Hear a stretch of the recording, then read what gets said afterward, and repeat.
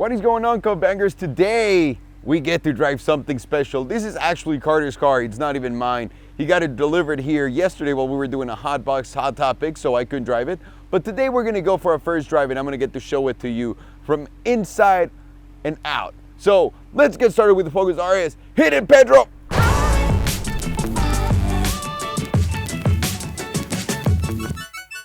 This is one of those days that's kind of surreal. When I was a kid, one of my favorite cars was the Golf. It was a hatchback. No one understood why that was my thing, but it was really, I don't know, it was a car that marked a lot of what I like today for some reason. This is like the future of that. This is the car that if I was a kid, I'd probably be talking about and wanting. This is the one. This is like the unicorn for those guys, and probably for some others. The hatchback thing is not a very American thing, but you know what? I think this works. It looks aggressive, it looks nice. I think the details with the blue calipers, for example, right here, make it so much better. Obviously, Carter couldn't go with anything other than black. He loves black, if you know what I mean. Look at that wing right there. You can tell all the downforce that he generates. Honestly, it looks amazing. 19-inch wheels here on the front and on the back. An awesome diffuser that they put on the car. I mean, all around the car looks great, and that black and blue combination is one of my favorite ones so far, and I think I need to start playing with this idea for some other stuff. So Carter, mind you if I steal some of your ideas. This car has wheels designed specifically for the car, but now let me show you inside, because this is what really surprised me when I got to move the car before. It's on number one, bucket seats. Delicious bucket seats right here, and very spacious too on the back. Let me show you. Damn, there's actually a lot of space right here. Hey, look at me, I'm in the back seat of my Ford Focus. Carter, drive me around. Don't tell anyone I said that. Whoop. And here we go. Here goes the fun part. I'm gonna drive it a little bit and see how it feels, how it drives, how it sounds, music, play with the car a little bit, and give you guys first impressions as we go. The touchscreen, and I feel so bad, it still has the plastic on it from when it's brand new.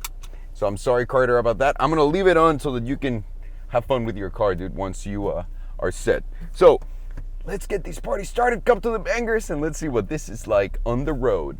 All right, good bangers. I'm gonna drive right now in the middle of the city. Now that I got a little bit of time with the car, I can give you some feedback as to the first impressions on how it drives in the city. Don't want to push the car too much. Again, it's not mine. I don't want to enjoy the car too much without Carter enjoying it first. So let's see how that goes. And then you'll get another proper video with a review. This is just first impressions. Let me start by saying, what a fucking very well put together car this is.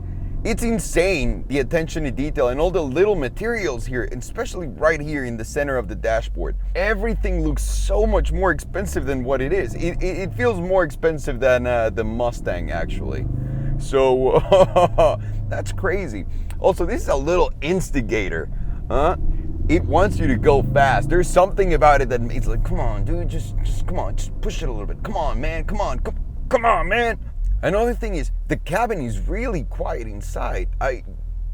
Not a lot of people said that. Yeah, well, you're driving a little bit and you know, you're pushing the engine, you can hear it, but it's very quiet, and that's nice and comfy inside because this is not a sports car. This is proper fun for the family, huh? I can see myself yelling at the kids on the back. Hey, stop fucking around, kids. Like that. Okay, let's start with the specs, people. Specs on this car, this is a 4-cylinder engine, 2.4 liter, flat 4-cylinder, turbocharged, that produces 350 horsepower, 347 pound-feet of torque. That accelerates the car from 0 to 60 in 4.7 seconds, and it's an all-wheel drive car with torque vectoring. What does that mean? That means that torque distribution can be done in very interesting ways. 70% to the rear at some point, 30% on the front, but if needed, when on drift mode or the right mode, it can send 100% of torque to one wheel alone. So that's interesting. I'm guessing that is more useful for whenever you're driving it hard than this. So far, the car just feels great. It doesn't feel too stiff, it doesn't feel too loose. Steering feels proper even though it's in the normal mode. Again, sound system, by the way, doing my iPhone and plugging it into the car, this was the easiest one I've ever done in my life. Without a doubt, without a doubt.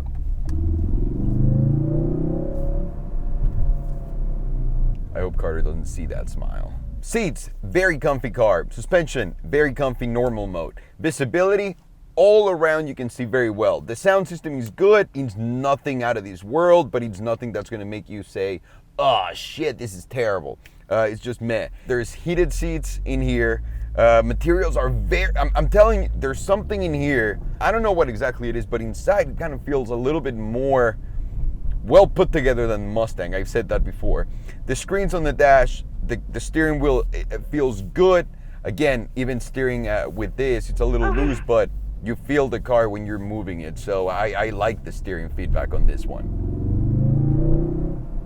It does something weird. Every time I accelerate a little bit more than I should, I feel like the back kicks me, which is odd for an all-wheel drive car, but could be just my imagination right now. I mean, one thing that's absolutely insane about these cars is how much they can pack into these $40,000 cars nowadays. Like all the beautiful materials, all the amazing infotainment systems, the everything. I mean, what I used to drive when I was a kid, my first car was a Jetta, and my second car was a Golf, a four-door Golf, because I wanted to learn how to drive a manual, and that's the one I used. And it was so simple. It had nothing.